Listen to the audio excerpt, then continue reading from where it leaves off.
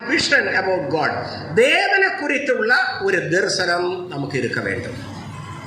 ஆண்டவரை குறித்து ஒரு தரிசனம் நமக்கு இருக்க வேண்டும் வாழ்க்கையிலே. அது இல்லாதிருந்தால் நம்முடைய வாழ்க்கையில நமக்கு ஊழியத்தில் வெற்றி பெற முடியாது. இங்கே நம்ம படிக்கிறோம், உசியா ராஜா மரித்து போன வருடம் அந்த நேரம் நான் ஆண்டவரை பார்த்தேன் என்று சொல்லுகிறார். இவர் ஒரு பாலஸ் ப்ராஃபட். எசையாவை குறித்து படிக்கும் பொழுது ராஜ மாளிகையில தங்கி தீர்க்க தரிசனம் சொல்லிக் கொண்டிருந்தவர். அப்ப ராஜ மாளிகையில இருக்கிறவங்களுக்கு உங்களுக்கு தெரியுமே, எல்லா வசதி இருக்கும், எல்லாம் நிலைமையில ஒத்துழைப்பு இருக்கு, ஒரு கஷ்டம் இல்லை. இரமியா அப்படி அல்ல. எசையா கழிஞ்ச அடுத்த இரமியா தீர்க்கதரிசி ராஜா அவங்களை பிடித்து இவ்வளவு சேற்றுக்குண்டிலே வைத்திருந்தார். அதுவரை கால் ஆமத்திலிட்டு பூட்டி செயின்ல பூட்டி வைத்திருந்தார். ஜெயிலே படுத்திருந்தார். அவர் ரொம்ப கஷ்டமா இருந்தது இரமியா.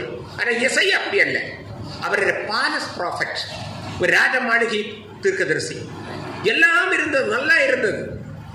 அவர் உங்களுக்கு ஐயோ என்று சொல்லி மற்றவர்களுக்கு தீர்க்க தரிசனம் சொல்லிக் கொண்டிருக்கும் பொழுதும் அவரோட வாழ்க்கையில தேவனை குறித்துள்ள சரியான ஒரு இதில் அபிஷேகம் இருக்கு.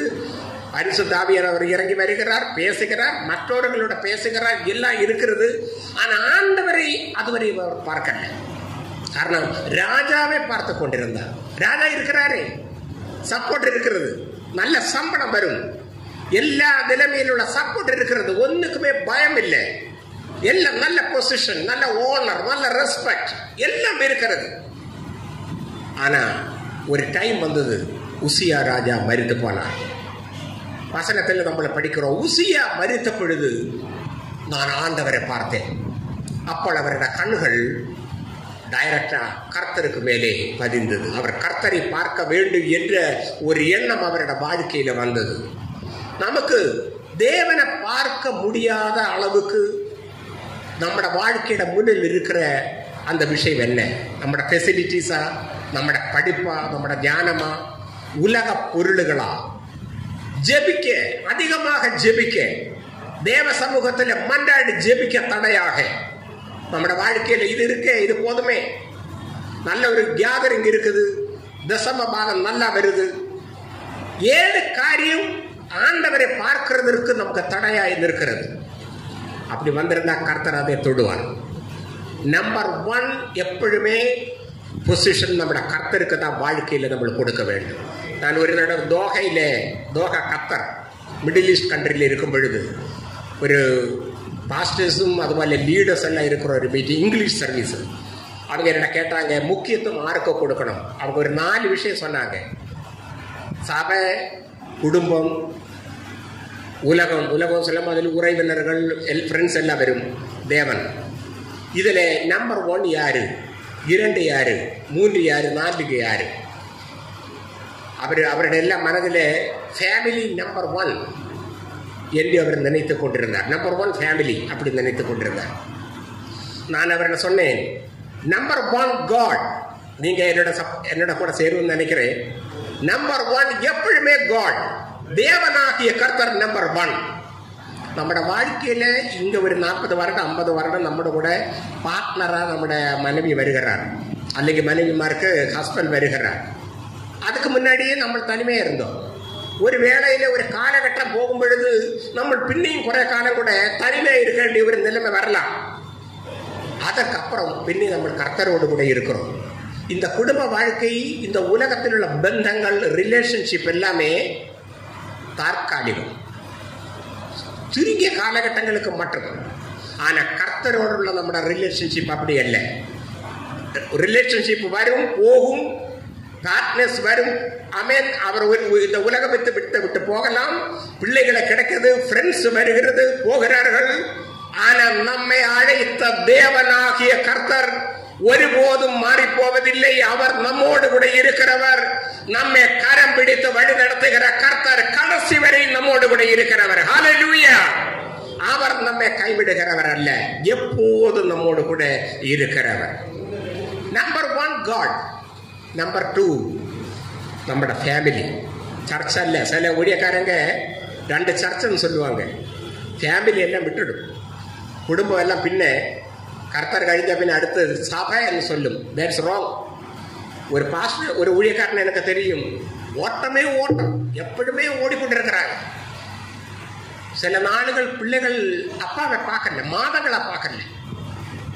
அவங்க ஒரு வேலை இருந்தது, பேங்க் ஆஃபீஸர் வேலைக்கு போவாங்க, அதுவும் அப்படியே பிரசங்கம் பண்ண போவாங்க. அங்கே இருந்து வேற இடத்துல போவாங்க, வீட்டுக்கு வர்றதில்லை. வர்றது அதவா வந்தால் எப்பொழுது வருவாங்க? 11 மணிக்காக வருவாங்க. பிள்ளைகளை பார்க்கறது இல்லை. அது காலையில் பிள்ளைகள் எழுப்பது முன்னாடி இவர் போயிடுவார். ஒரு நாளில் கால் பளிம்பல் அதிகாலையில் ஒரு தாடி எல்லாம் வைத்த ஒரு மனிதன் ஃப்ரெண்டில் நிற்கிறாரு.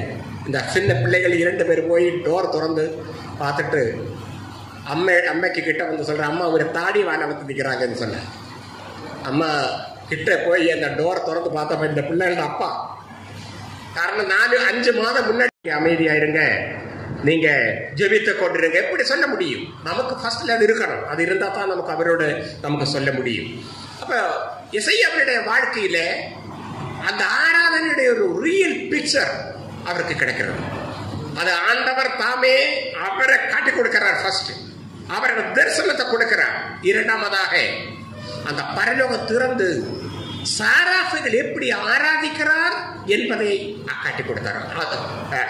அதை தெரியப்படுத்துகிறார். அது பயங்கரமான ஒரு விஷயம். நம்மட ஆராதனையில, நம்மட பாடல்களில கர்த்தரை துதிக்கிற கானங்கள் இருக்கணும். சில பாடல்கள் கேட்டா துதியுமாக ஒரு ரிலேஷன் இருக்காது.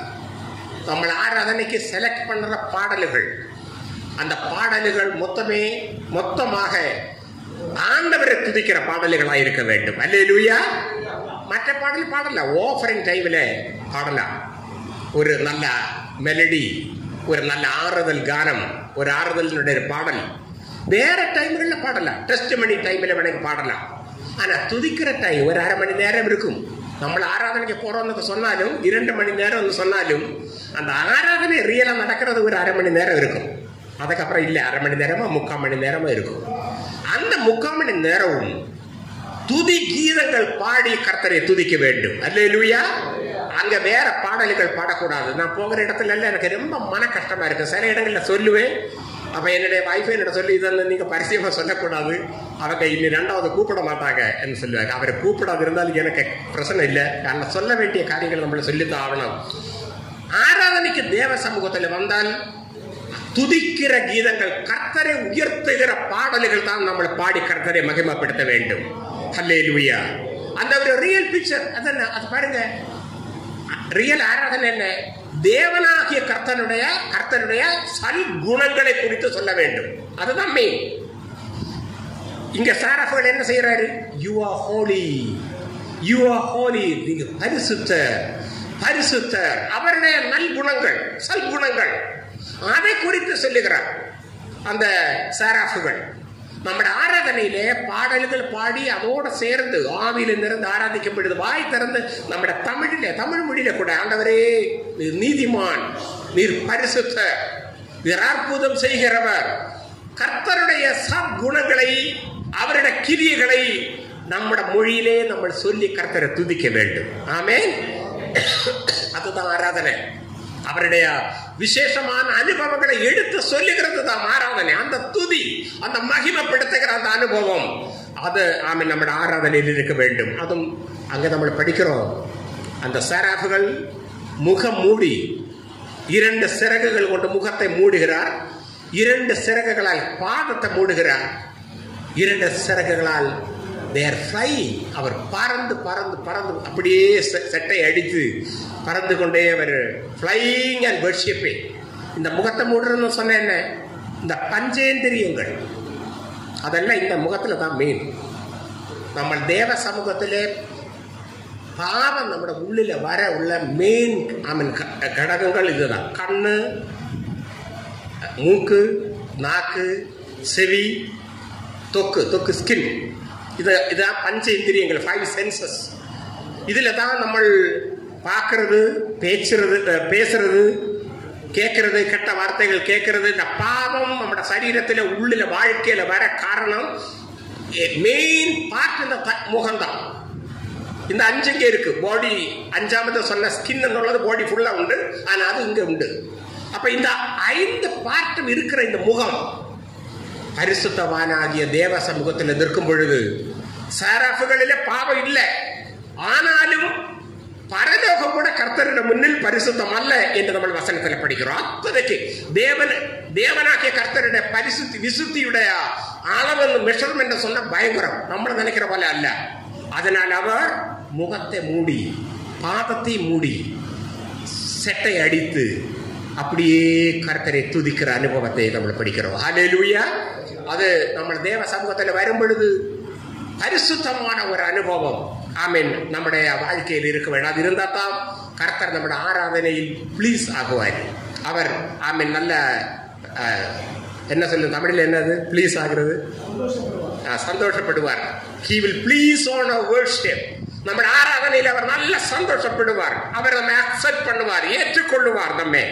அப்ப நம்முடைய number 1 we should have a vision about God. தேவனாகிய கர்த்தரை குறித்து நமக்கு ஒரு விஷன் இருக்க வேண்டும்.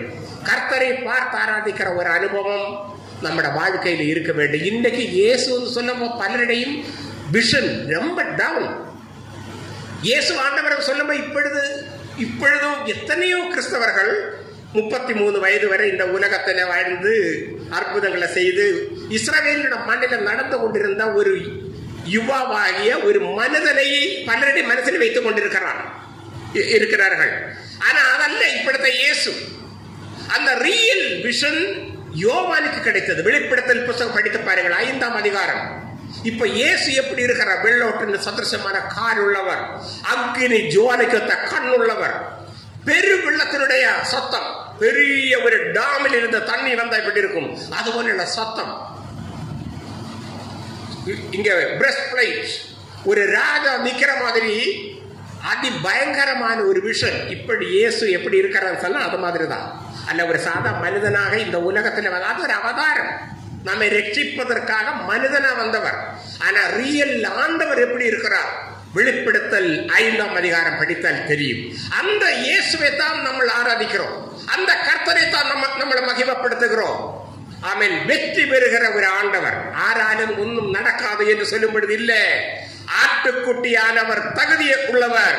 அவர் இந்த புஸ்தகத்தை திறக்க சீலை உடைக்க ஆமென் ஆட்டுக்குட்டியால் ஆகும் என்று சொல்லி வெற்றி பெறுகிற ஒரு ஆண்டவரை நம்ம ஆராதிக்கிறோம். ஹல்லேலூயா. நம்ம கர்த்தரை மகிமைப்படுத்துகிறோம், கர்த்தரை ஸ்துதிக்கிறோம். ரொம்ப டைம் முன்னாடி போகுது. இனி அடுத்த ஒரு விஷயம், நிறைய காரியங்கள் சொல்ல வேண்டி இருக்கிறது, நமக்கு இந்த லிமிட்டட் டைமில் முடியாது. 2வது விஷன் பாருங்க, அதில் அடுத்த வசனம் 5ஆவது வசனம் படிங்க. 5, 6, 5.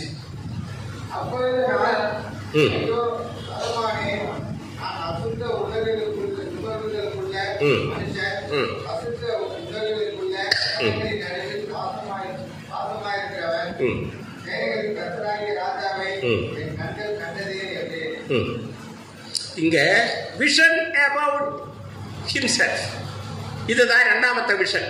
நம்மை குறித்து நமக்கு ஒரு தரிசனம் இருக்க வேண்டும். നമ്മുടെ இந்தியாவில் உள்ள இந்த படிப்பு சிஸ்டம் ஒன்றும் சரியில்லை. பிள்ளைகளை கேட்டால், நான் இந்த அடுத்த டைமில் 4 வருடம் முன்னாடி அமெரிக்கா போனப்போ சின்ன பிள்ளைகள்கிட்ட கேட்டேன், ஒரு 4ஆம் கிளாஸ் 3ஆம் கிளாஸ் படிக்கிறவங்கள்ட்ட, what are you going to be, உனக்கு என்ன ஆகணும்? அந்த 4ல் படிக்கிறவங்க 3ல் படிக்கிற பிள்ளைகள் ஒரு 8 வயசு 9 வயது இருக்கும். அவங்கள சொல்லுவாங்க, I want to be a mechanical engineer, I want to be ஒரு மியூசிஷியன். சின்ன பருவத்திலே அவங்களுக்கு ஒரு ஐடியா இருக்கும். அப்போ அதே படி அவங்க படித்து மேலே போவாங்க. நம்மட பிள்ளைகள் 12 முடித்து அப்பா அம்மா போர்ஸ் பண்ணி காலேஜில் BA MA படித்து கொண்டிருக்கும் கூட என்ன பிளான்னு கேட்டால் இப்படி கை வளர்த்துவாங்க. ஒன்றும் தெரியாது, தெரியாது. வாழ்க்கை குறித்து என்ன தரிசனம், என்ன பிளான் ஒன்றுமே தெரியாது. இப்படி போனால் அதை அப்பா பார்த்துடுவாங்க, அம்மா பார்த்து கொள்ளுவாங்க. அது நம்மளோட சிஸ்டம் அப்படி இருக்கிறது. ஒரு வாழ்க்கை குறித்த ஒரு பிளானே இல்லை. ஊழியக்காரர்கள் விசேஷமாக நம்ம ஒருபோது இப்படி இருக்கக்கூடாது. நமக்கு ஒரு நல்ல பிளான் வேணும். ஷார்ட் டைம் கோல், அதுபோல லாங் டைம் கோல் இருக்கணும். அடுத்த 5 வருடத்துக்கு நம்ம என்ன செய்ய போறோம்? ஆண்டவரோட வருகை தாமதமானால் நமக்கு நீடித்த நாட்கள் கர்த்தர் கொடுத்தா அடுத்த 10 வருடம் என்ன செய்ய போறோம்? 20 வருடத்துல நான் என்ன செய்வேன்? நம்மை குறித்து ஒரு தரிசனம் இருக்கணும். எப்படியே போறவளை போற்றும் வரும்பொழுதே பார்ப்போம். அது சரியான ஒரு ரீதி அல்ல. நம்ம எங்க இருக்கிறோம், எப்படி இருக்கிறோம், நம்மளோட நிலைமை என்ன, நம்மளோட ஆவிக்குரிய நிலைமை என்ன, இனி இம்ப்ரூவ் வேணுமா, நம்மள டவுன் ஆகி கொண்டு இருக்கிறோமா, கொஞ்சம் கூட நல்ல திடன் கொண்டு நல்ல தைரியமா ஸ்ட்ராங்கா இருக்கணுமா. இது ஒரு செல்ஃப் இவாலுவேஷன், நம்மை குறித்துள்ள ஒரு விஷன் நம்மளோட வாழ்க்கையில் இருக்க வேண்டும். ஹல்லேலூயா. இங்க இசையா இதுக்கு முன்னாடி உள்ள 5 அதிகாரங்கள் படிக்கும் பொழுது 7 தடவை உங்களுக்கு ஐயோ உங்களுக்கு ஐயோ இப்படியே சொல்லிக்கொண்டே இருந்தார். நல்ல எழுப்பம், ஈஸி. எனக்கும் இங்கே இருந்து உங்களை கரெக்ட் பண்ண ரொம்ப ஈஸி. ஆனால் நான் என்ன கரெக்ட் பண்ணுறதா மெயின். நான் ஜெபிப்பேனா, நான் டிசிப்ளின் உள்ளவரா, அதை நான் பார்க்க வேண்டும். அதுதான் நம்பர் 1. உங்களுக்கு ஐயோ என்று சொல்ல ரொம்ப ஈஸி. ஏது தீர்க்கதரிசிக்கும் அதை சொல்லலாம், ஏது பிரசங்கிக்கும் அதை சொல்லலாம். அவர் அந்த 5 அதிகாரத்தில் 7 தடவை உங்களுக்கு ஐயோ. இப்பொழுது தேவனாகிய கர்த்தருடைய தரிசனம் வந்த பொழுது அவர் இப்படி சொல்லுகிறார், எனக்கு ஐயோ. இப்பொழுதுதான் அவருடைய ரியல் ஒரு காலத்தில் வந்திருக்கிறார். ஊழியக்காரர்கள் சில டைமில் அவரோட 45 வயது ஆகும் பொழுது 50 வயசாக ஆகும்போது தான் ஐயோ இதுவரை என்னோட வர்ணங்கள் எல்லாம் வீணா போச்சு, ஒன்றுமே செய்ய முடியல, நினைச்சது போல செய்யல, இன்னிதான் எதா செய்யணும். நாங்கள் இந்த அடுத்த டைமில் பட்டாபிராமில் ஒரு 45 பாஸ்டர்ஸை கூட்டி, அவங்க பைபிள் காலேஜ் படிக்கல, ஒரு இடமும் படிக்கல. நான் அப்படிப்பட்டவங்களுக்காக ஒரு ப்ராஜெக்ட் இப்போ வச்சிருக்கிறேன். திங்கட்கிழமை முதல் வியாழக்கிழமை வரை பிஷப்பையோட சொல்லணும் இருக்கு. எதை ஏரியா வேണമെങ്കിലും செய்யலாம். ஒரு 4 நாள் ஃபுல்லாக படிக்க வச்சு 1 இயர் ட்ரைனிங் கொடுக்குறோம். ஒரு வருடம் அவங்க பைபிள் காலேஜில் போய் படிக்கிற விஷயங்கள் ஒரு 6-7 சப்ஜெக்ட், பிரசங்க சாஸ்திரம், முக்கியமான விஷயங்கள் அப்படியே கற்றுக் கொடுக்குறோம். அந்த வெள்ளிக்கிழமை ஈவினிங் கிராஜுவேஷன், அது 1 இயர் சர்டிஃபிகேட் கொடுக்குறோம்.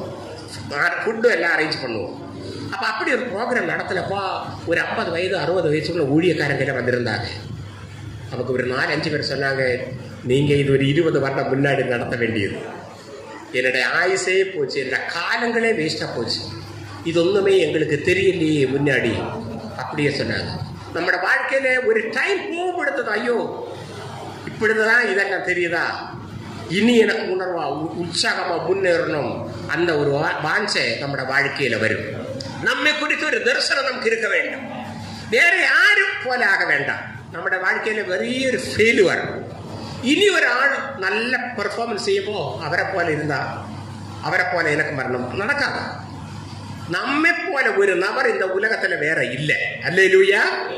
நமக்கு ஒரு தனிப்பட்ட ஊழியம், நமக்கு ஒரு தனிப்பட்ட வாழ்க்கை, நமக்கு ஒரு தனிப்பட்ட தரிசனம் கர்த்தர் தந்திருக்கிறார். அதை உணர்ந்து கொள்றதா, அது புரிந்து கொள்ளுகிறது தான் நம்மளோட வாழ்க்கையில் கிரேட்டான அனுபவம். வேற யாரையும் போல நம்மள ஆக வேண்டாம். அவரை போல ட்ரெஸ் போட்டா, அவரை போல பேக் பிடித்தால், அவரை போல பைபிள் கையில பிடிச்சால், அவரை போல கை எடுத்தா நம்மள அவரை போல ஆக முடியாது. அவரை போல ஆக நினைச்சாலே ஃபெயிலுவர்.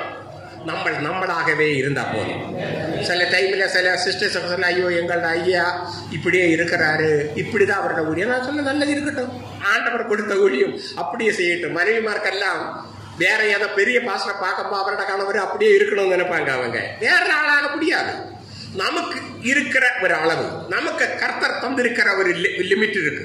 அந்த லிமிட்ல புல் உற்சாகமாக நம்ம கர்த்தரோட ஊழியத்தை செய்ய வேண்டும். அதுக்கப்புறம் ஒரு எல்லை வேணும். அவருக்கு இருக்கிற மாதிரி ஒரு பெரிய எல்லை வேணும், நம்மளை கேட்க வேண்டாம். நமக்கு தந்திருக்கிற அந்த மினிஸ்ட்ரி எல்லை இருக்கும். அதுக்குள்ள சோம்பேறிகளா இருக்கக்கூடாது. உற்சாகம் உள்ளவராக, நான் நல்லா ஓடி இருக்கிறேன், நல்லா போராட்டம் செய்திருக்கிறேன் என்று சொல்லக்கூடிய ஒரு அனுபவத்தில் நமக்கு கர்த்தர் கொடுக்கிற பொறுப்பை ஃபுல்லா உற்சாகமா செய்ய வேண்டும். ஹல்லேலூயா. நம்மை குறித்த ஒரு தரிசனம் நமக்கு இருக்க வேண்டும். என்ன மினிஸ்ட்ரி கர்த்தர் நமக்கு தருகிறார், நம்மை குறித்து ஆண்டவர் நோக்கம் என்ன, அவருடைய பிளான் என்ன, அது நடக்க வேண்டும். அதற்காக நம்ம முயற்சி பண்ண வேண்டும். நான் சுருக்கமா சொல்றேன். அடுத்து அப்ப அங்கே என்ன முக்கியமான ஒரு விஷயம், நான் அசுத்தியுள்ள உதடுகள் உள்ள மனிதன், அப்படிப்பட்ட மனிதர்கள் இருக்கிறவன் மத்தியத்தில் நம்ம இருக்கிறோம். வளர கரெக்ட். மோசே சொல்றாரு, நீங்க காரணம்தான் எனக்கும் கூட கனான்ல பிரவேசிக்க முடியாது இருக்கிறது. இஸ்ரவேல் ஜனத்தினுடைய பாவம் காரணம் அவருக்கு கோபம் வந்தது.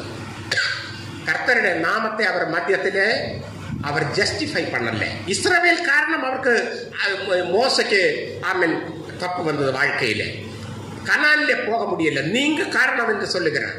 நம்ம இருக்கிற இடத்துல நம்மளோட விசுவாசி மக்கள் அவரை டீல் பண்றதுல நம்மள ரொம்ப டயர்ட் ஆயிடுவோம், சோர்ந்து போயிடுவோம், அப்செட் ஆயிடுவோம், சில சாப்பிட கூட முடியாது. அதுபோல அக்கம் பக்கம் இருக்கிற மக்கள், ஊர் மக்கள், தேசத்தில மக்கள், ரசிக்கப்படாது இருக்கிறவங்க, அப்ப அவங்க காரணம் நம்முடைய பொறுமை நஷ்டமாகும். நமக்கு அந்த அந்த பேஷன்ஸ் எல்லாம் நம்மளோட வாழ்க்கையில நமக்கு நஷ்டமாயிடும். ஊழியத்துல முன் செல்ல முடியாத மனுஷர் நமக்கு தடையா இருக்கிற ஒரு அனுபவம் வரும். இசைய உணர்கிறார். அசுத்தி உள்ள உதடுகள் உள்ள மக்கள் மத்தியத்தில் நான் இருக்கிறேன். எனக்கும் அப்படிதான். என்னுடைய நாவும் அசுத்தி உள்ளது, அசுத்தி உள்ள உதடுகள் எனக்கும் இருக்கிறது. நம்முடைய வாழ்க்கையில ஊழியக்காரர்களுடைய நாவு பரிசுத்தமாக இருக்க வேண்டும். காரணம், ஊழியக்காரர்கள் இந்த வெளியேறியப்பட்ட வசனங்களை பேசுகிறவர். ஹல்லேலூயா. நம்மட வாயில விசேஷமாக பொய் பேசக்கூடாது. நம்ம பொய் பேசக்கூடாது. பொய் பேசுறவங்களுக்கு ஆண்டவரோட வசனம் ஆமென் பிரசங்கம் பண்ண முடியாது. அதிகாரம் இருக்காது, அனாயிண்டிங் இருக்காது. நம்ம பேசும் பொழுது கஷ்டமா இருந்தாலும் சரி, எத்தனை கஷ்டமா இருந்தாலும் சரி, ஊழியக்காரர்கள் பொய் பேசக்கூடாது. அதுபோல கெட்ட வார்த்தை பேசக்கூடாது. நான் ஒரு தடவை வளர வருடங்களுக்கு முன்னாடி என்னுடைய பிள்ளைகள் இப்போ வளர்ந்துட்டாங்க.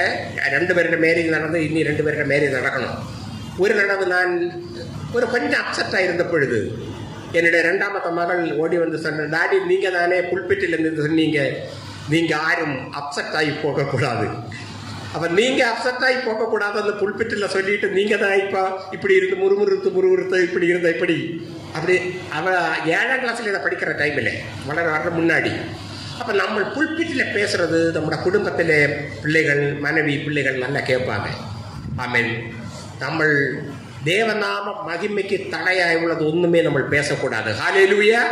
நம்முடைய நாவுகள் பரிசுத்தமாய் வைக்க வேண்டும். சப்போஸ் ஏதோ ஒரு குறை இருந்தால், கோபமா ஏதோ பேசினா, தேவ சமூகத்தில் வரும் பொழுது ஆமென் பூரணமான ஒரு பரிசுத்தமான ஒரு நிலைமைக்கு வந்த பின்புதான் நம்ம புல்பிட்டில் ஏற வேண்டும். ஹல்லேலூயா. நான் இப்போ அங்க தங்கி படிக்கிற பிள்ளைகளுக்கு பிரசங்க சாஸ்திரம் என்ற விஷயம் நான் கற்றுக் கொடுத்து கொண்டிருக்கிறேன். நான் நேற்று கிளாஸுக்கு முன் நான் அவர்கிட்ட சொன்னேன், பாஸ்டர்ஸ் 1 hour பிரசங்கம் பண்ணணுமா? நான் உங்கள்கிட்ட கேட்குறேன், ஒரு கேள்வியை கேட்குறேன். நீங்கள் சப்போஸ் ஒரு 45 மினிட்டு அல்லது 1 hour பிரசங்கம் பண்ணுறீங்க, அதுக்குள்ள ஒரு ப்ரிப்பரேஷன் எத்தனை டைம் இருக்கும்? ஆயத்தம், ஜபமா, வசனம் தியானம் பண்ணுறதா, படிக்கிறதா, எத்தனை டைம் எடுப்பீங்க? ஒரு 1-2 பேர் சொல்ல முடியுமா?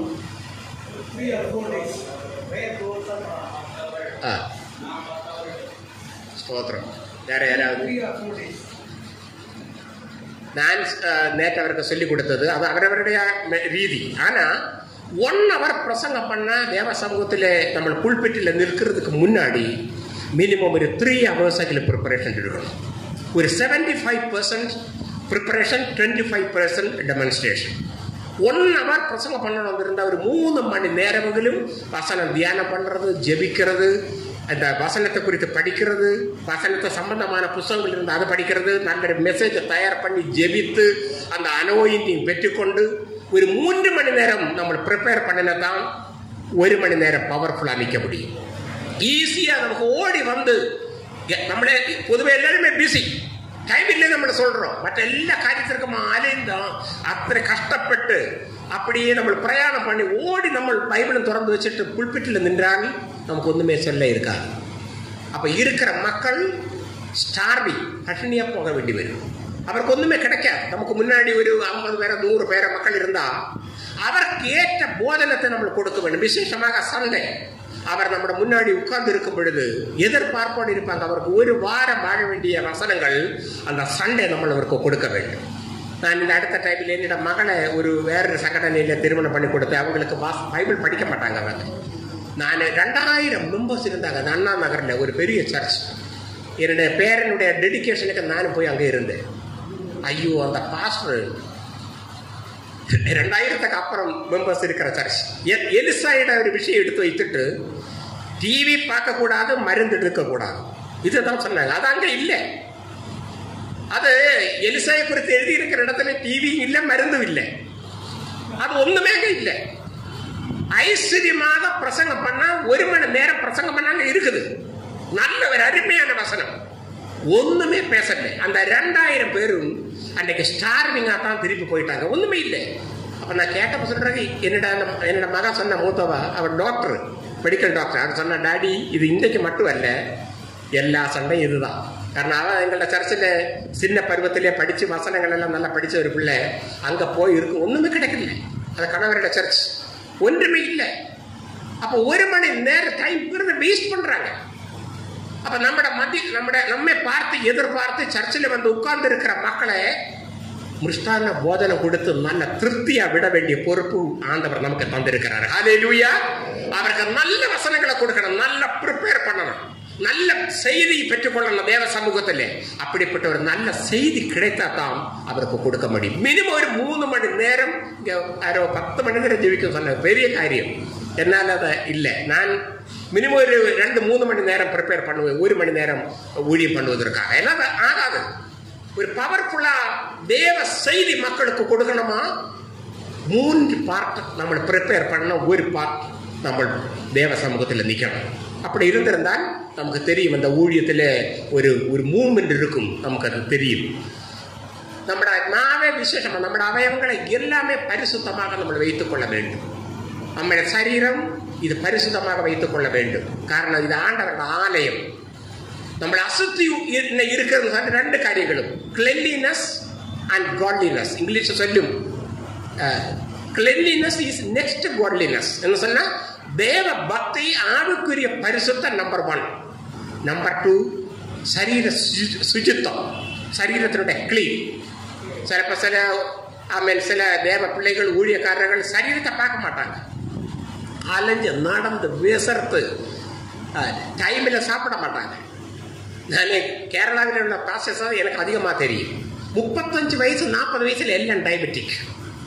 கரெக்ட் டைமில் சாப்பிட மாட்டாங்க. அங்கே நடந்து இங்கே நடந்து அலைஞ்சு அவங்க ஆண்டவருக்கு ஓடுறேன்னு சொல்லி ஆண்டவர் கொடுத்த புத்தி ஞானமா யூஸ் பண்ணாம நல்ல பிராயத்திலே ரோகிகளாக மாறுறாங்க. ரோகம் வரட்டும், ஆனால் நம்ம ஞானமா இருக்காத தேவையில்லாத வியாதிகள் எல்லாம் வந்திருந்தா பொறுப்பு நமக்கு தான். ஆண்டவருக்கு பொறுப்பு இல்லை. நம்ம உபவாசம் பண்ண வேண்டிய சமயம் உபவாசம் பண்ணணும், ஜெபிக்க வேண்டிய சமயம் ஜெபிக்கணும். ராத்திரி 11 மணிக்கு 12 மணிக்கு சாப்பிட்டா எப்படி இருக்கும்? ஒருவேளை நீங்களும் இங்கே அப்படியாது எனக்கு தெரியாது. எல்லாருமே பிஸி. நம்மளை சாப்பிடாம 11 மணி 12 மணி பெரிய தப்பது. நம்மளை 6 மணி 7 மணிக்கு சாப்பிடணும். சாப்பிட்ட பின்பு நம்ம மீட்டிங் போனோம், எம்டி ஸ்டொமக்கோட பெட்டில் போனோம். நீங்க பாருங்க, உங்களோட பிள்ளைகளை ஹாஸ்டல்ல படிக்க விட்டுருந்தா பாருங்க, அவங்க எத்தனை மணிக்கு சாப்பிடுறது கேட்டு பாருங்க. 7 மணிக்கு சாப்பிடுவாங்க. ஹாஸ்பிட்டல்ல ஃபுட்டு கொடுக்குற எப்படி கேளுங்க, 6 மணிக்கு ஃபுட்டு கொடுப்பாங்க, 6 மணிக்கு 7 மணிக்கு. நம்ம 11 மணிக்கு சாப்பிடுவோம். சாப்பிட்டு அந்த பிக் ஸ்டொமக்குமா அப்படியே போய் பெட்டில் மறையும், வயர் பட்ஜி பண்ணும், பிரீத் பண்ண முடியாது. பின்ன ராத்திரி 1 மணி 2 மணி நேரம் இழுத்து படுப்போம். நேரம் விளக்கம் ஒரு வியாதியோட தான் எழும்பும்.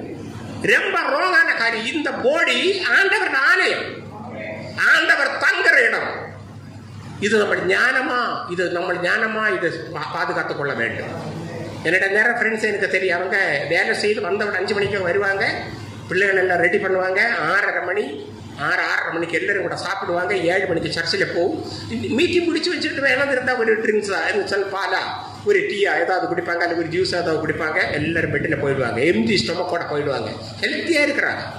என்னோட ஃப்ரெண்ட் ஆக்சுவலி ஒரு 60-65 வயசு வரைக்கும் இது ஒரு வியாதியும் இல்லை, நல்லா இருக்கிறாங்க. கரெக்டாக டைமில் ஊழியக்காரங்க சாப்பிடணும். இந்த சரீரத்தை நம்ம ஹெல்த்தியாக மெயின்டைன் பண்ணணும். இது சொல்ல நம்ம ஸ்தோத்திரம் சில இடங்களில் வராது, காரணம் நடக்காதுன்னு சொல்லுவாங்க. என்னோட ஃப்ரெண்ட்ஸு சொல்லுவாங்க, இந்த 11 மணிக்கு சாப்பிடாது இருந்தால் தூக்கம் வராது. 6 மணிக்கு 7 மணிக்கு சாப்பிட்டா என்னோட சொல்லுவாங்க, பாஸ்டர் நீ நைட் ஒன்னோட சாப்பிட்றது பசி வரும். காரணம் 6 மணிக்கு 7 மணிக்கு சாப்பிட்டா பின்ன பசி ஆகும். ஒரு 4 மணி நேரம் அவங்க எல்லாம் டைஜெக்ஷன் நடக்கும், பின்னையும் எழுப்பி சாப்பிட வேண்டி வரும். அப்படி அல்ல, நம்மளை அதை ப்ராக்டிஸ் பண்ணி நேரமே ஒரு 8 மணிக்கு எங்களுக்கு சாப்பிட்றோம். சாப்பிட்ட பின்பு மீட்டிங் போந்தால் பிரசங்கம் பண்ணுங்க. மீட்டிங் அதுபோல பில்லி கிரஹாம் 100 வயசுக்கு மேல் ஜீவனோடு இருந்தார். ஏன் காரணம் என்னன்னு தெரியுமா? அவங்களுக்கு ஒரு பேஷண்ட் டாக்டர் இருந்தார். ஓரோ மீட்டிங் நடக்கும்போது மீட்டிங்கு முன்னாடி குளிப்பாரு, மீட்டிங் முடிந்த கூட குளிப்பாரு. 4 மெசேஜ் இருந்தா 4 தடவை மீட்டிங் முடியும்போது போய் குளிச்சு ட்ரெஸ் மாறிடும். ஹெல்த்தியா இருந்தார் அவர். அதுபோல சாப்பாடு இல்லை, டாக்டர் சொல்றது போல அவங்க சாப்பிட்டு கொண்டே இருந்தார். அதுதான் அந்த 100 வயசை தாண்டி போக கர்த்தர் கிருபை செய்தார். நம்முடைய சரீரத்தில் அகாரணமாய் வியாதி வரை நம்மளை அனுமதிக்க கூடாது. அல்லேலூயா. ரொம்ப கவனமாக இருக்க வேண்டும். கர்த்தர் கொடுத்திருக்கிற இந்த கொஞ்சம் காலம் அதை கொஞ்சம் ஞானமா யூஸ் பண்ணுங்க. ஞானமா இருக்கட்டும். நம்முடைய சரீரம் பாவம் வராதே நம்மளை பாதுகாத்துக் கொள்ள வேண்டும். அதுபோல இப்படிப்பட்ட வியாதிகள் வராதே பாதுகாத்துக் கொள்ள வேண்டும். நான் ஒரு சிம்பிளா ஒரு காரியம் கூட சொல்றேன். ஆயுசை நமக்கு தீர்க்கமாக்க முடியாது. கர்த்தர் கொடுத்திருக்கிற காலம். ஒரு வேளையில நான் சொல்றேன், உங்களுக்கு ஒரு 70 வயது இருக்கட்டும், அது ஒரு 75 வயது, அது கம்மியாகாது. அந்த 75 வயது இருப்பீங்க. அது நல்லா நம்ம பாதுகாத்து, நம்மளோட பாடியை பாதுகாத்து ஹெல்த்தியா நம்ம நினைச்சு வச்சிருந்தா பாதுகாத்து வந்தா கடைசி வரைக்கும் நல்லா இருக்கும். இல்லை இருந்தால் ஒரு 50-55 காம்படை வியாதி பிடிச்சு பின்ன கொக்கி வலிச்சு சத்தம் போட்டு நரங்கி நடக்க முடியாத கஷ்டப்பட்டு அந்த வயசு காலங்களில் ரொம்ப கஷ்டமாகி போயிடும். அது இருக்கக்கூடாது. அதுபோல இந்த கோபம், இந்த அசுத்தமான பாவங்கள் நம்ம சரீரத்தில் வந்து சிலருக்கு கோபம் வந்தால் பாத்திரங்கள் எடுத்து எறிகிறது, கையும் காலுக்கு அப்படியே வீசுறது நான் பார்த்துருக்கிறேன். ஈவன் ஊழியக்காரர்கள் இது சொல்லும்போது நீங்க உங்களுக்கு என்ன கோபம் வந்து வரக்கூடாது. ஊழியக்காரர்கள் கையில வாட்ச் எடுத்து அப்படியே எறிகிறத பார்த்துருக்குறாங்க. பின்ன அந்த வாட்சை கொண்டு போய் வாட்சை கம்பெனியில கொடுத்து பின்ன ரிப்பேர் பண்றாங்க. இருக்கிற இடத்துல சேரையில அடிச்சு போடுறாங்க. இந்த கோபம் கண்ட்ரோல் பண்ண முடியல. இந்த அன்கண்ட்ரோல்டு ஆங்கர், கண்ட்ரோல் பண்ண முடியாது இருக்கிற கோபம், இது பின்ன பிபியில கொண்டு விடுது. Blood pressure, diabetic, heart attack, அதுபோல இங்க என்ன ஸ்ட்ரோக் வருது, மென்டல் ஸ்ட்ரோக். இந்த பிரஷர் ஏறி பயங்கரமா வந்துட்டு ஸ்ட்ரோக். இது அசுத்தம் நம்ம சரீரத்தில் ஏறி வர்றதா. கண்ட்ரோல் பண்ண இடங்களில கண்ட்ரோல் ப்ராப்பரா இல்லையா, நம்ம சரீரத்துக்கு வியாதி, பாவம் முகாந்திரமா பிசாசு நமக்கு எதிர பயங்கரமா போராடு. அதனால நம்முடைய வாழ்க்கையை பாதுகாத்துக் கொள்ள வேண்டிய பொறுப்பு நம்முடையது. ஹல்லேலூயா. விஷன் அபவுட் அவர்செல்ஸ், நம்மை குறித்துள்ள ஒரு தரிசனம் நமக்கு இருக்க வேண்டும். இனி 3ஆவதாக 8வது வசனம் படிங்க.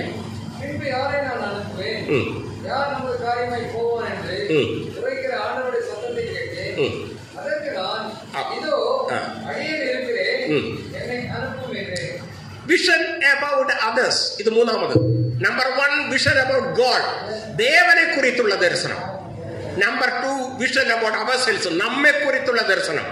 3வது vision about others.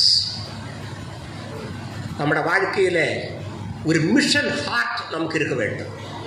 நம்முடைய ஜெபங்கள் எடுத்து பாருங்கள். നമ്മൾ இன்றைக்கு காலையில் ஜெபித்தது, நேற்று ஜெபித்த எல்லாம் നമ്മുടെ കുടുംബം, നമ്മുടെ മനവി, നമ്മുടെ പിള്ളേകൾ, പിന്നെ നമ്മുടെ സഭയിലുള്ള വിശ്വാസികൾ, നമ്മുടെ கொஞ்சம் தேவைகள், கடன் இருந்தால் கடன் போகுது, மாற்று நீக்கிற காரியங்கள், கொஞ்சம் பொருளாதாரம், கொஞ்சம் ஃபைனான்ஸ், இதுக்கு தான் நம்மளோட விஷயங்கள். நீங்கள் ரெக்கார்டு பண்ணி பாருங்க. நம்ம போன வாரம் ஜெபித்ததும், 2 நாள் முன்னாடி ஜெபித்ததும், நேற்று ஜெபித்தது, இன்று காலையில் ஜெபித்தது, இன்னும் நாளை ஜெபிக்கிறதும் ஒரு காணாத படித்து வைத்திருக்கிற மாதிரி இருக்கிறது. நம்ம ரோமன் கத்தோலிக்கரை சொல்லுவோம். அவங்க இந்த கொஞ்சம் சொல்றாங்க, கன்னியா நன்மை நிறைந்த கன்னியா மறைமைன்னு சொல்லி காணாத படித்து அவங்க சொல்றாங்க. அவங்க காணாத படித்து வச்சிருக்க அவரைக்கான ஸ்மார்ட். நம்மளை காணாத படிக்காமே 15 வருடம் 20 வருடம் 30 வருடமா அப்படியே பிரெயின்ல பதிஞ்சிருக்கு. நம்ம ஜெபிக்கிற ஜெபம் எல்லாம் செய்தான், அது அப்படியே காணாத இருக்கு. எல்லாமே நம்மட தேவைகள், நம்மட காரியம் தான் நம்மளை பார்க்கும். சொந்த காரியம் சிந்தாபாதம் சொல்லும். நம்மளோட சொந்த காரியம் தான். ஆண்டவரை குறித்து நம்மளை நினைக்கிறது இல்லை. யோனா அவருக்கு என்ன ஆகும், நிலவே பட்டணம் நாசம் ஆகணும்னு சொல்லி இருந்த டைமில் ஆண்டவருடைய பாடத்தை கற்றுக் கொடுத்தார். அவருக்கு ஒரு தணலா நிழலா ஒரு மரத்தை கொடுத்தார். அடுத்த நிமிடத்தில் அந்த மரத்தை ஒரு புழுவை கொண்டு அதை கடித்து அந்த இலையெல்லாம் எடுத்தது. அவருக்கு கோபம் வந்தது. என்னோட நிழல் போச்சு, எனக்கு ஷேடோ இல்லை, எனக்கு தலையில வெயில் அடிக்குது. அப்ப ஆண்டவர் இறங்கி வந்து சிம்பிளா பேசுறாரு. யோனே கோபமா, சிம்பிளா பேசுறாரு கர்த்தர். அப்போ அவர் சொல்றாரு, கோபம், நான் சாகர வரையும் கோபமா இருப்பேன். யார்கிட்ட பேசுறாரு? ஆண்டவர்கிட்ட பேசுறாரு. ஆண்டவர் பின்னி திரும்பி, யோனே ஏன் கோபமா இருக்கிறேன்? கோபம், நான் இன்னி அப்படிதான் இருப்பேன். ஆண்டவரோட சவால் போட்டு பேசுறாரு. ஆண்டவர் திருப்பி ஒரு பாடத்தை கற்றுக் கொடுக்கிறார். நான் ஒரு நிமிடத்தில் உண்டாக்கின இந்த ஆவணக்கு மரம், ஆவணக்கு மலையில தமிழில் என்ன தெரியும், மரம், நான் உண்டாக்கின மரம், என்னோட மரம், நான் சிருஷ்டித்த என்னோட புழுவை கொண்டு நான் அதனுடைய இலையை கடித்தெடுத்தேன். அது என்னோட இஷ்டம். அப்ப என்னோட மரம், நான் உண்டாக்கின புழு, அதை நான் எடுத்தப்போ உனக்கு இத்தனை கோபம்.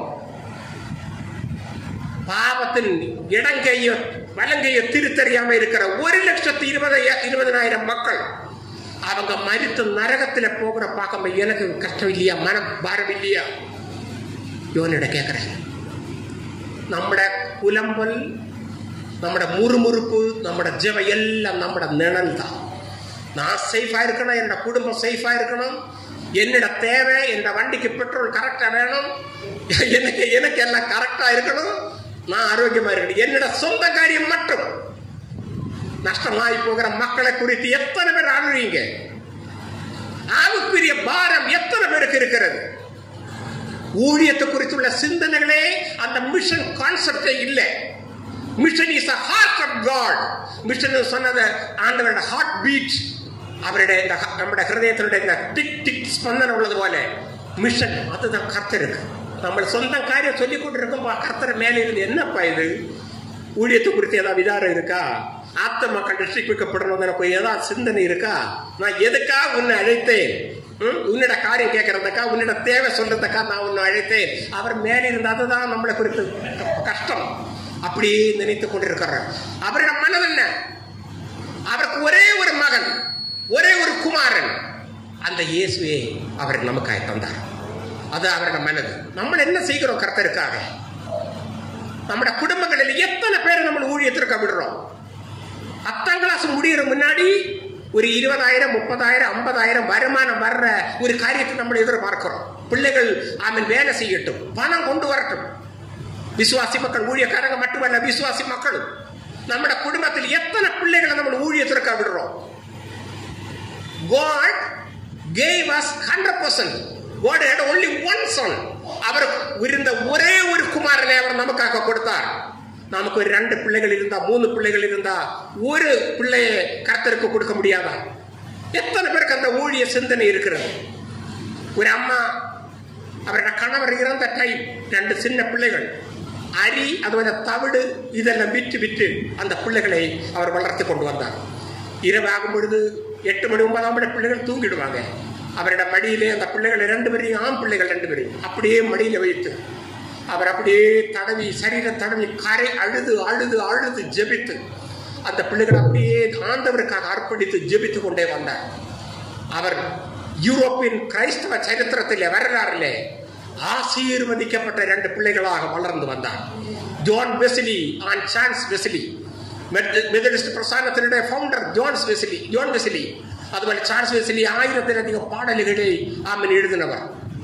அந்த அம்மா அவருக்கு இருந்த 2 பிள்ளைகளையும் கர்த்தருக்காக விட்டு கொடுத்தார். இந்த அடியனுதா அடியன் ஐக்கியமே என்று இசையா ஆமென் சொல்லுகிறார். நான் ஆரை அனுப்புவேன்? அன்றைக்கு கேட்ட அந்த கேள்வி இப்பொழுது இருக்கிறது. நான் ஆரை அனுப்புவேன்? நானே பைபிள் காலேஜில் 84 போகும் பொழுது 135 அப்ளிகேஷன் வந்ததிலிருந்து 37 பேர் எடுத்தார். பாக்கி 98 பேரையும் அவுட். சான்ஸ் இல்லை. அன்னைக்கு பாஸ்டர்ஸுக்கு ரொம்ப கட்டவர்னு சொன்னாங்க. நான் வளர்ந்த பிரஸ்தானம், நான் வளர்ந்த சங்கடனை என்னோட பிள்ளைக்கு ஒரு சான்ஸ் கொடுக்கலன்னு சொல்லி ரொம்ப பாஸ்டர்ஸ் வந்து கம்ப்ளைண்ட் போட்டாங்க. அத்தனைக்கு டிமாண்ட். இப்போ நான் பைபிள் காலேஜ் நடத்துறேன் ஃப்ரீயா, அன்றைக்கு ஃபீஸ் எல்லாம் உண்டு, ஃப்ரீயா கற்றுக் கொடுக்குறேன்னு சொன்ன கூட பிள்ளைகள் இல்லை. நான் பாஸ்டர்ஸோட பல இடங்களில் கூப்பிட சொன்னாங்க. பேரண்ட்ஸ் யாரும் பிள்ளைகளை விடுறது இல்லை. காரணம், அவங்க வேலை செய்த 20,000 வீட்டில் வரும். அப்போ 3 பிள்ளைகள் வேலைக்கு போனால் நிறைய பணம் வீட்டில் வரும். ஆண்டவரோட ஊழியம் செய்த போன என்ன கிடைக்கும்? அது மட்டும் இல்ல, பாஸ்டர்ஸே விடுறது இல்லை. பாஸ்டர்ஸ் என்ன நினைக்கிறாங்க, இவன் ஊழியக்காரனாக எனக்கு வருமானம் கம்மியாகும், இவன் கம்பெனியில போய் வேலை செய்தா தசமமாக இங்க வரும், சர்ச்சில் வரும், அதனால ஊழியக்காரா போகணும், பிள்ளைகளை அனுப்பணும். பாஸ்டர்ஸுக்கு சிந்தனை இல்லை. அந்த மிஷன் கான்செப்டே போச்சு. பைபிள் காலேஜ்களில் பிள்ளைகளை கம்மி, ஊழியத்திற்கு இறங்குறது இல்லை, அந்த யோசனை இல்லை. இப்போ சொந்த காரியங்கள் மட்டும் பார்த்து போக வேண்டிய ஒரு நிலைமைக்கு வந்திருக்கிறது சபை, சர்ச், ஊழியக்காரர்கள். அதுக்கப்புறம் இல்லை.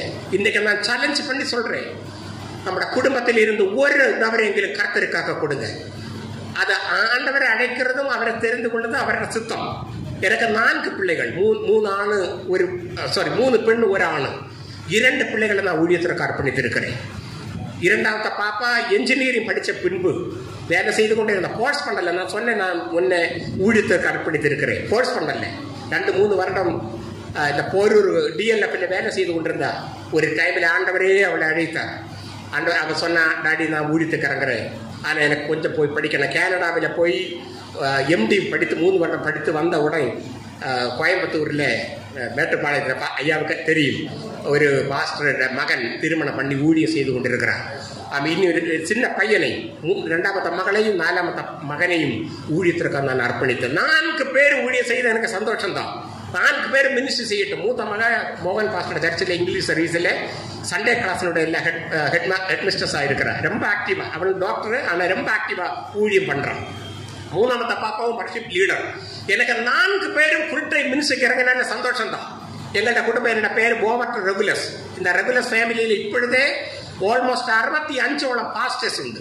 நாங்கள் இந்த 8வது தலைமுறை மிஷனரி முகந்திரமாக ஊழியத்திற்கு விசுவாசத்தில் ஹிந்துவில் இருந்து வந்த ஒரு குடும்பம். 1815 முதல் நான் அனுபவத்தில் சொல்கிறேன். எல்லா தலைமுறையிலையும் 20-30 பாஸ்டர்ஸ் எங்களோட குடும்பத்தில் இருக்கு. இப்போ அதிகம்.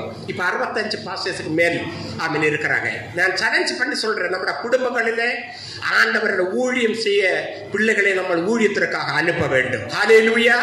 உலக பொருள், உலக பணம், பொசிஷன் இதெல்லாம் நாடி போர் நிறுத்தங்கள். கர்த்தருக்காக ஏதாவது செய்ய வேண்டும். அடியனைதான் அடியனை அனுப்பணும். ஒரு இடத்துல ஒரு அவர் சொன்னார், ஜெபித்து போட்டிருக்க, அவருடைய ஆட்டிடியூட் பாருங்க. அடியனைதான் என்னுடைய அழியனை அனுப்புங்க. அழியன்னு சொன்ன மச்சான். அடியனுதான் என்னோட மச்சான் அனுப்புங்க. இந்த 12 இதான் நாய்தான். அடியனுதான் அர்ப்பணித்து கொடுக்க ரெடி நாய்தான். ஆனா அனுப்புற விஷயம் பிறப்பு என்ன இல்ல, என்னோட மச்சான் அனுப்புங்க. இதுதான் உலகம். இந்நாடுகளில் நம்மளை ரியலா நம்ம கமிட் பண்ணி நம்ம குடும்பத்தில் இருந்து சிலர் ஊழியத்திற்காக விட வேண்டும். ஹல்லேலூயா. ஆண்டவருடைய மினிஸ்ட்ரி பண்ண வேண்டும். நம்ம பெட்டகம் சுமக்க ஆண்டவருடைய என்ன பெட்டகம் சொன்ன என்ன உடன்படிக்கப்பட்டி சுமந்து கொண்டிருக்கிறவங்க நம்ம. கர்த்தரை சேவிக்கிறவர் தொடர்ந்து நம்ம குடும்பத்தில் சிலர் ஊழியத்திற்காக எழுப்ப வேண்டும். மினிஸ்ட்ரிக்காக ஒருத்தர பண்ணுவோம். தேவ சமூகத்தில் கர்த்தரோட பேசும். இது போதாத ஆண்டவரே, இந்த நிலைமை சரியல்ல ஆண்டவரே, எனக்கு வளரணும், எனக்கு உயரணும், கர்த்தருக்காக பிரயோஜனமாய் இருக்க வேண்டும் என்று சொல்லி நம்மை அர்ப்பணித்து ஜெபிப்போம். ஹல்லேலூயா, ஹல்லேலூயா. ஹல்லேலூயா, ஹல்லேலூயா, ஹல்லேலூயா. கிருபை நிறைந்தவரே ஸ்தோத்திரிக்கிறோம் அப்பா. நாளைய ஊழியத்துக்கு ஆண்டவரே அர்ப்பணிக்கிற பிள்ளைகளால் எங்கள் பிள்ளைகள் மாற வேண்டும் அப்பா. எங்கள் பிள்ளைகள் மாற வேண்டும் ஆண்டவரே. எங்களுக்கு கொடுக்கப்பட்ட ஊழியத்தில் எங்களுக்குள்ளே ஒரு தரிசனம், ஒரு வெளிப்பாடு இருக்க வேண்டும் என்று கர்த்தர் எங்களோடு பேசியிருக்கிறீர் ஆண்டவரே. இதனால் அப்படிப்பட்ட ஒரு எண்ணங்கள், தேவனுடைய வெளிப்பாடு எங்களுக்குள்ளே செயல்படும்படி ஒப்புக் கொடுக்கிறோம். ஆவியானவர் எங்களோடு பேசின வார்த்தைகளுக்காக நன்றி சொல்லுகிறோம் அப்பா. இந்த தாசனை கொண்டு கர்த்தரால பேசினரே, எல்லாம் சோதரம் பண்ணுவோமா? ஹல்லேலூயா, ஹல்லேலூயா, ஹல்லேலூயா. Praise God, praise God. Hallelujah, hallelujah, hallelujah, hallelujah. கர்த்தருடைய வார்த்தைக்காக ஜான் மார்க் பாஸ் ஜெபம் பண்ணுவாங்க. Hallelujah. ஜெபிக்கலாம். ஹல்லேலூயா. ஆண்டவரே மே ஸ்தோத்திரிக்கிறோம். ஸ்தோத்திரம், ஸ்தோத்திரம், ஸ்தோத்திரம், ஸ்தோத்திரம் கர்த்தாவே. ஹல்லேலூயா. எங்கள் பரலோக பிதாவே, இந்த நாளிலே ஆண்டவரே நீர் கொடுத்த வார்த்தைக்காக நன்றியோடு கூட துதிக்கிறோம், ஸ்தோத்திரிக்கிறோம். இந்த ஊழியர் ஐக்கியத்திலே தாசரை அனுப்பி கொடுத்த வார்த்தைக்காக ஸ்தோத்திரிக்கிறோம் ஐயா. செய்திக்காக ஸ்தோத்திரிக்கிறோம் ஆண்டவரே. ஸ்தோத்திரம், ஸ்தோத்திரம், ஸ்தோத்திரம், ஸ்தோத்திரம், ஸ்தோத்திரம் ஐயா. ஹல்லேலூயா. ஏசாயாவுக்கு கொடுத்த தரிசனத்துக்காக நன்றியோடு துதிக்கிறோம், ஸ்தோத்திரிக்கிறோம் அப்பா. ஹல்லேலூயா. தேவனை குறித்ததான தரிசனம் ஆண்டவருக்கு உண்டானது போல எங்களுக்கு உண்மை குறித்து ஆண்டவரே ஸ்தோத்திரம். சரியான தரிசனம் ஆண்டவரே உண்டாக உதவி செய்ய வேண்டும் என்று நாங்கள் ஜெபிக்கிற கர்த்தாவே. ஹல்லேலூயா, ஹல்லேலூயா, ஹல்லேலூயா. உமக்கு ஸ்தோத்திரம், ஸ்தோத்திரம், ஸ்தோத்திரம் ஆண்டவரே. அப்பா, தன்னை குறித்ததான ஒரு தரிசனம் ஆண்டவரே உண்டானது போல கர்த்தாவே ஸ்தோத்திரம். எங்களை குறித்து நாங்கள் ஆண்டவரே ஸ்தோத்திரம் உணர்ந்து ஆண்டவரே எங்களை சரிப்படுத்திக் கொள்ள உதவி செய்ய வேண்டும் என்று நாங்கள் ஜெபிக்கிறோம் ஐயா. ஊழியத்தை குறித்ததான தரிசனம், ஊழியத்தை குறித்ததான தரிசனம் ஒவ்வொருவருக்கும் ஆண்டவரே உண்டாக வேண்டும் என்று ஆண்டவரே ஸ்தோத்திரம். உலக மக்களை குறித்து தரிசனம் ஆண்டவரே ஸ்தோத்திரம் ஐயா. ஊழியர்கள் தங்களுடைய பிள்ளைகளை ஊழியத்துக்கு அனுப்ப வேண்டும் என்ற ஆண்டவரே ஸ்தோத்திரம். ஊழியம் செய்ய வேண்டும், பிள்ளைகள் எல்லாரும் ஊழியம் செய்ய வேண்டும் என்ற அப்பா ஸ்தோத்திரம். இன்றைக்கு ஊழியக்காரருடைய பிள்ளைகள் ஊழிய வாஞ்சை இல்லாமல், ஊழிய பாரம் இல்லாமல் இருக்கிறார்கள். ஆண்டவரை ஊழியம் செய்யணுமே ஆண்டவரே அப்பா ஸ்தோத்திரம். ஒவ்வொரு ஊழியக்காரருடைய பிள்ளைகளும் ஊழியம் செய்ய உதவி செய்ய மாண்டவரே, ஊழியத்துக்கு அர்ப்பணிக்க உதவி செய்ய மாண்டவரே. ஹல்லேலூயா. உன்னதமான இந்த ஊழியத்தை செய்வதற்கு ஒவ்வொருவரையும் நீர் ஆண்டவரை கர்த்தாவை எடுத்துக்கொள்ள வேண்டும் என்று ஜெபிக்கிறோம். ஆண்டவர் ஊழியக்காரர்கள் தங்கள் பிள்ளைகளை அர்ப்பணிக்க வேண்டும் என்று நாங்கள் ஜெபிக்கிறோம் ஐயா. உங்களுடைய கரத்தை ஒப்பு கொடுக்கிறோம். வந்திருக்கிற ஒவ்வொருவருக்காக ஸ்தோத்திரம். ஆண்டவரை கேட்ட ஒவ்வொருவரோடு தொடர்ந்து பேசுங்க அப்பா ஸ்தோத்திரம். ஸ்தோத்திரங்கள் ஆண்டவரே ஸ்தோத்திரம். எங்களுக்கு அழைப்பு வேண்டும், அழைப்பு இல்லாமல் செய்ய முடியாது ஆண்டவரே. எங்களுக்கு ஒரு தரிசனம் இல்லாமல் செய்ய முடியாது. அந்த அழைப்பும் தரிசனமும் உடையவர்களாக நாங்கள் காணப்பட உதவி செய்யும். கரத்தை ஒப்பு கொடுக்கிறோம். செய்து கொடு தாசருக்காக ஸ்தோத்திரம். அந்த பைபிள் காலேஜ் ஊழியங்கள், சபை ஊழியங்கள், எல்லா ஊழியங்களை கர்த்தர் ஆசீர்வதியும். இயேசுவின் நாமத்தில் ஜெபிக்கிறோம் பிதாவே.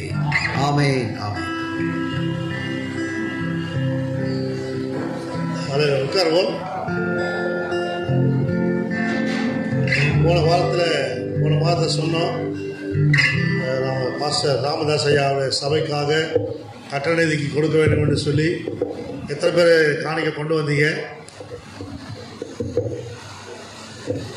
போன மாதத்தோடு மாத்திரம் பாஸ்டர் அப்படின்னீங்களா?